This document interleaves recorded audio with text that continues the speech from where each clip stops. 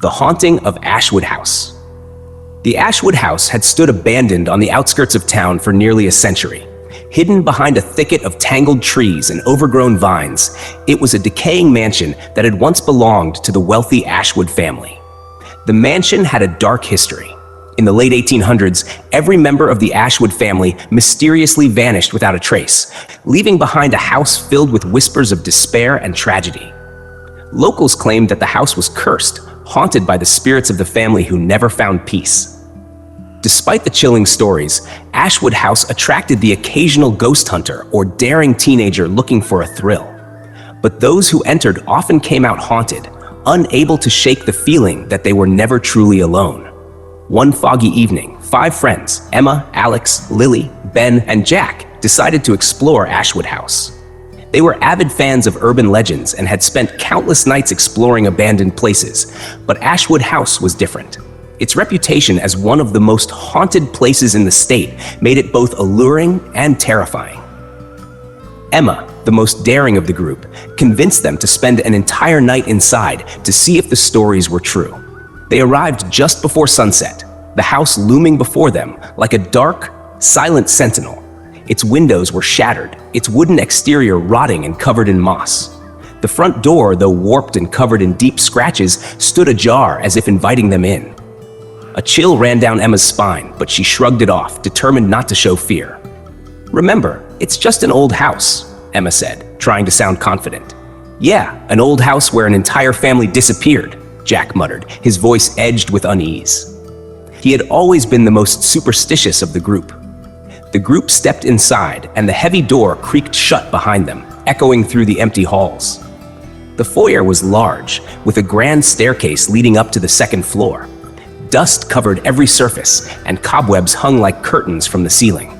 The air was stale and cold, carrying the faint, bitter scent of mildew and something else, something metallic like rust or old blood. They split up to explore the house, agreeing to meet back in the foyer in an hour. Emma and Alex headed upstairs, while Lily, Ben, and Jack stayed on the ground floor. As Emma and Alex climbed the stairs, each step groaned under their weight, as if the house itself was protesting their presence. They reached the second floor and found a series of rooms, bedrooms with antique furniture, faded wallpaper, and broken windows that let in the cool night air. Emma pushed open the door to what seemed to be the master bedroom. The room was grand but eerily preserved, as if the occupants had just stepped out and never returned. A large 4-poster bed sat in the center, its once luxurious sheets now gray and tattered. A cracked mirror hung on the wall, reflecting the dim light from Emma's flashlight. As they looked around, Alex noticed a small journal on the nightstand. He picked it up and carefully opened the brittle pages. It was filled with entries from Eleanor Ashwood, the matriarch of the family. The early pages were mundane, detailing daily life at the mansion, but the later entries took a darker turn. Eleanor wrote of strange occurrences, footsteps in empty halls, voices calling her name, and shadows that moved on their own. The final entry was the most disturbing. "They are coming for us. We cannot escape. The house will not let us leave." Emma and Alex exchanged uneasy glances. "Let's find the others," Emma said, her voice unsteady. Meanwhile, downstairs, Lily, Ben, and Jack explored the parlor, a large room filled with dusty furniture and a grand piano that looked like it hadn't been touched in decades. Lily sat at the piano and pressed a few keys, the sound hollow and out of tune.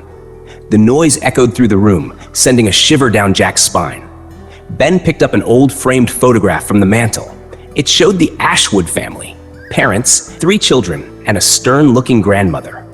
Their faces were serious, their eyes oddly lifeless. As Ben studied the photo, he noticed something strange. The grandmother's eyes seemed to follow him, shifting ever so slightly when he moved. He blinked, convinced it was a trick of the light, but when he looked again, the eyes were still fixed on him. Jack, growing more uneasy by the minute, wandered toward a large, ornate mirror that hung on the wall. As he stared at his reflection, he felt an odd sensation, as if someone was standing right behind him.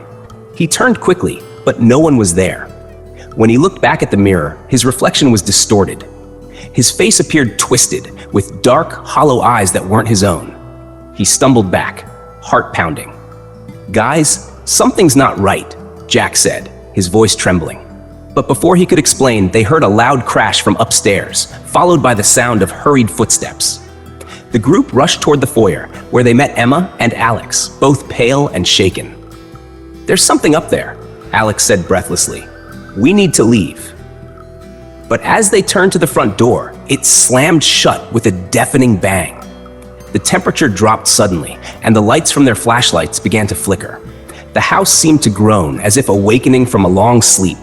Whispers filled the air, soft at first but growing louder, echoing through the empty rooms. Emma tried the door, but it was locked tight. The windows, too, were unyielding, as if sealed by some invisible force. Panic set in as the friends realized they were trapped. The whispers became voices, chanting in a language none of them recognized. The walls seemed to close in, warping and twisting, and shadows moved of their own accord. Desperate, they ran through the house, searching for any way out. But the layout seemed to change with every turn, the rooms looping back on themselves in impossible ways. The once familiar hallways now stretched endlessly, each door leading back to the same room. It was as if the house itself was toying with them.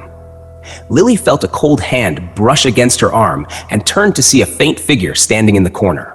A young girl in a tattered dress, her face pale and eyes hollow. The girl's mouth moved, but no sound came out. Lily backed away, but the girl followed, her form flickering like a dying flame. Ben, who had wandered into what appeared to be the dining room, saw the ghostly figures of the Ashwood family seated around the table. They were motionless, their faces blank and expressionless. But when he blinked, they all turned to look at him, their eyes black voids. He stumbled back, knocking over a chair, and the figures vanished. The friends regrouped, breathless and terrified. The whispers had turned into wails, and the house felt alive with malevolent energy. Emma remembered the journal and the final words Eleanor had written. "The house will not let us leave." "We have to go to the basement," Emma said, her voice shaking. "That's where they did something. Maybe that's the key." Reluctantly, they descended the narrow staircase to the basement, the air growing colder with every step. The basement was damp and smelled of rot, with stone walls covered in strange, dark stains. At the far end of the room was an old, rusted iron door. It was covered in deep scratches, as if someone had tried desperately to claw their way out. Emma pushed the door open, and they stepped into a smaller room filled with old books, strange symbols drawn on the floor, and candles that had long since burned out. In the center of the room was a large, ornate mirror, its surface cracked and covered in grime. As they approached, the mirror began to shimmer, revealing the faint outlines of the Ashwood family. They stared out, their expressions desperate and pleading. Suddenly, the mirror's surface rippled like water, and the figures reached out, their hands pressing against the glass as if trying to break through. The friends stepped back, horrified as the spirits of the Ashwoods began to emerge from the mirror, one by one. They were ghostly, half-formed, their faces twisted in anguish. "We're sorry." Eleanor Ashwood's ghostly voice echoed through the room. "We were trapped. We tried to leave, but the house won't let us go. It wants you now." The room grew colder, and the spirits moved closer, reaching out with skeletal hands. The friends tried to flee, but the basement door slammed shut behind them. The walls seemed to close in, and the shadows twisted into monstrous shapes.